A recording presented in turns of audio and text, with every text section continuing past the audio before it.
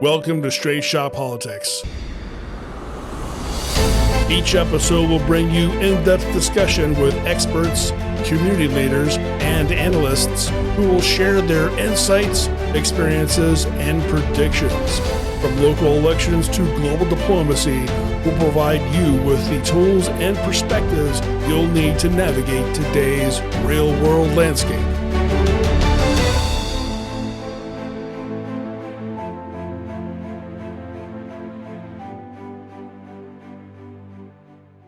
Welcome to Straight Shot Politics. I'm Lisa Chafee. I'm Josh Cease. I'm Michael Nash. And we are here this evening for a very special podcast with our long-term friend, Brian Steele, president of Fraternal Order of Police, Lodge Number 9. Brian has been serving as president since 2024. He's also a very proud United States Marine Corps veteran. Hoorah. Brian, how are you doing today? Listen, I'm doing great. I'm here, out here fighting on behalf of the members of law enforcement. And, every day I just think of Jason Meade and the travesty of justice that occurred. So let's set the stage for everybody and explain exactly what happened. So a couple of years ago, Officer Jason Meade, who was acting on behalf of the U.S. Marshals looking for a violent felon, came across Casey Goodson. He claimed that Casey was waving a gun at him in his car. He followed him home and claimed that Casey pointed the gun at him. And then, in fear of his life, he shot Casey. So take us from there. Yeah, so that's about it. So this resulted in 2020, the prosecutor at the time, Gary Tyak, he ran on the platform that if an officer, quote unquote, falls to temptation to shoot someone, he will send him to prison. And he followed up on that. He charged 4 of our officers with murder, and these were never murder cases.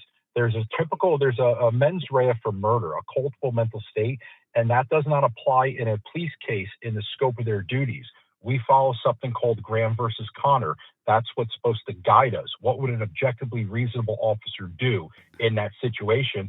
And this case went against it. They charged him the first time. He was a hung jury. They charged him a second time. It was a hung jury on the murder charge, but they convicted him of something called reckless homicide, which is an F3 offense in Ohio. Brian, you made some remarks when the verdict came in, and it's really taken on a life of its own, fueled by social media mainly, of the vitriol of the ACAB people, the cop haters that. You guys could sneeze and they'd want you to resign or be put in jail. And you said, and I think rightfully so, called the family attorney a poverty pimp. Well, apparently this is the equivalent of, throwing up a Hail Hitler sign or something stupid to these people. Please explain for anybody who doesn't understand that old lingo. I've heard that for years. What compelled you to say poverty pimp, and really what poverty pimp means, which is you're actually saying these people are exploiting the very community they claim to represent.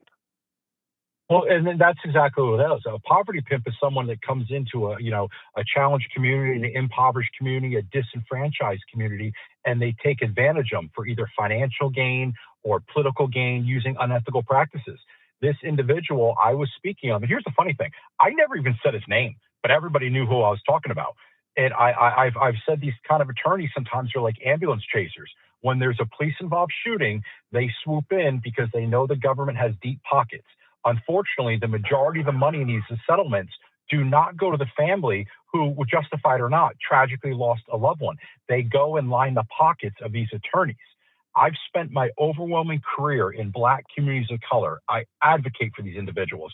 When I see individuals in this city, which 90% of them are victims of crime or of color, it's disgusting to me and my members. And when we watch these individuals come in and exploit them, it simply upset me. And I got emotional. Well, you're a human being. Yeah, I mean, you're a human being, but I guess, Brian, the result of this was what? There's a petition going around to, have you resign, which, that's all well and good. I mean, that's up to the members. So that has no power. But what really bothered me, Brian, is everybody in the media had the same headline: petition to have the FOP president removed, gaining steam. And then the way they reported it and sensationalized it, we're talking like a couple thousand anti-cop people on a petition, Brian. And yet the media, you would act like that, the whole city is out in protest like it was the mostly peaceful but fiery summer of 2020. Yeah. Well, you're deja vu and a little PTSD, because I served in the mostly peaceful protests where about 200 of our members, including myself, were injured. So you're right. So I reached out to media today. I said, hey, you kind of headlined this. First of all, you said thousands. I think it was 2,900, which I honestly could not care. I serve members. My job is to advocate for my members, who overwhelmingly put me in office. If my members wanted different leadership, that's fine. I serve at the pleasure of them. There's 1.2 million people in this county, 1.2 million. So the 2,900 cop haters, beraters, could not care less about. And also, too, I mean, you mentioned the term I was thinking of earlier, which was ambulance chaser, right? That's probably derogatory in the legal community, but it's kind of true, right? I mean, kind of like a sure. Yeah. So how many petitions ever get created because somebody called somebody else an ambulance chaser? Yeah, I don't know. The individual I'm talking about, I always say, follow the money, follow the money, follow the money. Unfortunately, this is where you see your good politicians from ones that falter. Some of the politicians that I know are upset. The first thing when they called me, I said, hey, how much money did he put in your campaign? And before you answer that, I know it. Because what I do is every Monday when I come to work, I always go to the city's campaign finance reports. So I say, of course you're upset. You're upset because this individual has put money in your pocket. So I don't blame you for rallying against them. Well, this brings up another concern, Brian. And when you joined us last time, we spoke about qualified immunity. And fortunately, the people in Ohio trying to get that referendum on the ballot have thus far failed. They've not been able to get enough signatures. But this is a perfect example of, and I don't want to relitigate the trial. I'm hoping Jason does file an appeal because it sounds like he has grounds for it from what I did read. But as far as the morale of your officers and the safety of our people, how important, why should we care about Jason Meade's trial? Because officers, like you saw 2 weeks ago, and I stand by this, they're one run away from being shot, like our officer that was shot last week. They're one run away from having to make a split-second decision and have, again, the legal doctrine, Graham versus Connor, thrown out. And instead, you're tried in the court of public media or public perception.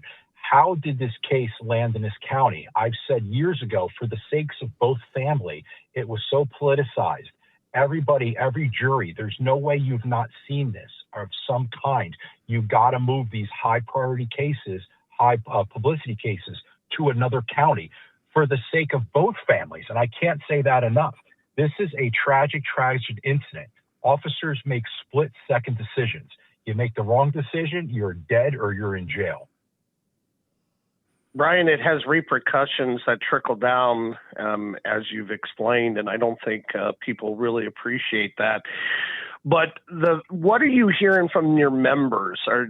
I know that publicly, got to keep quiet, don't comment, say anything. But on a private level, are your members saying, Brian, we got your back, bro? This is all BS. We got you. Thanks for standing up for all the brave men and women in Central Ohio law enforcement. What kind of feedback are you getting privately? I have literally taken hundreds of phone calls, texts, emails, not only for my members, but for the communities of color, saying, thank you for speaking out. Thank you for talking about us when nobody else wills.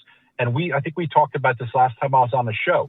I said the impact of violent crime in this city disproportionately impacts community of color. And I've said on the record, the only person it affects is the family, the cop, and the medic that stands over those bodies. So when there's these assertions that I'm a racist, I sometimes wish I was. Maybe I would get a good sleep instead of going to bed and just reliving the hundreds of dead people of color whose bodies I've stood over. So sometimes I wish it was true. It's completely false. When you don't have a valid argument, you just assert racism, and it's completely ridiculous. This really sounds absurd. It just this whole situation sounds absolutely absurd, and we have sort of course think about you, Brian. Well, it all falls in line with what's happening in our country right now anyway. You know, the Democrats, they don't have valid arguments. All it is hate, hate, hate.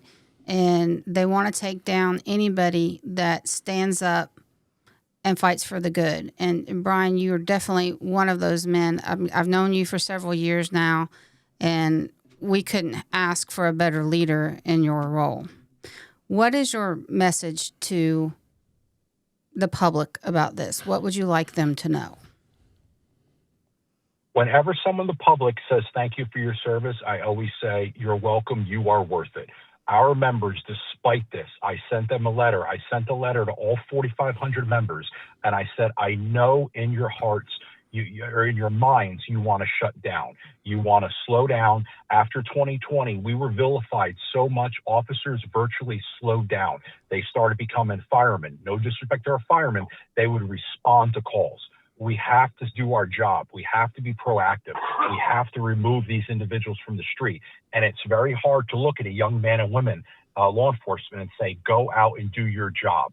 But we cannot stop. We cannot stop these political persecutions. We cannot stop you from being shot. Just remember, if you slow down and stop doing your job, the community is most impacted. Statistically, are lower economic status communities, which are communities of color. Do not do that. Never let this evil stop you from your oath. Hey, Brian, real quick, maybe, I guess, and for the final, kind of just everything that's been going on, your next step for you, next step for the FOP, I mean, is it just a matter of, water running off your back that you're just going to ignore this because by this time, probably Wednesday, the media will be hounding somebody else about some non-issue? Is that kind of the plan going forward? Just keep doing what you're doing, ignore it? That's it. The thing about media, every 3 hours, they just replay something over and over, outrage, shock. Well, they want me to do interviews. And I said, listen, it does not serve my member doing any interviews on this. I made a statement. I made it clear. I serve the members of the FOP. My job is to advocate for the men and women of law enforcement. That's what I do. If it hurt your feelings, well, that's on you. If I said anything that was offensive and bothered someone, hey, that's on me. I apologize for hurting your feelings. But no time did I ever say anything that was racist. Brian, I'm just very grateful that you chose Lisa, Mike, and I to come on and talk tonight, because I really didn't think you would say anything. But God bless Lisa, who's a warrior, and Mike, who's got more secret sources than Colonel Sanders and his chicken. God bless, man. Thank you. It's. I mean, this is honestly. I mean, I think you knew you could come on and trust us, and from us, at least for Josh, from the bottom of my heart, thank you for everything you do, and it is an honor that you came on and talked to us tonight. It really is, brother. Well, Absolutely, yes. Well, wait a minute. So, you mentioned the petition to have Brian removed. There's also a petition to support Brian that's on change.org. That's right, yes. And it's, it's change.org, Lieutenant Steele. You can also find the link on our Facebook pages, Brian's Facebook page, our Facebook page, Straight Shot Politics, my personal Facebook page, Lisa Breedlove Chafee. I encourage everybody to just go show your support. And we know it's ultimately, as you said, Brian, your members will decide if they want to keep you in that role. And I pray that they do, because you are a servant leader, and you have done excellent work the last couple of years. And but God has His plan, and so we're going to keep praying. Is there anything else that you want? Can we help Jason Meade? Do you know if there's a GoFundMe for him, or I'm sure he's got legal bills and needs help and his family? In the next week or so, after we talk to their family, we're going to let them process this. We are going to take care of the family because that's what we do. We take care of each other because we always say if we don't take care of each other, nobody else will. So I definitely appreciate that. Right now, just keep that family in your thoughts and prayers. And I asked Jason, I said, Jason, how are you feeling? He is such a good man. And I'm a devout Catholic, but I wish I was the 10th of the man and the 10th of the faith of him. He said, if I go to prison, that's where God intended me to be. You can't tear down a man like that. He's too amazing. Wow. That's amazing. Well, Wow. Brian, thank you, brother. Yes, thank you. Thank you. This has been Straight Shot Politics.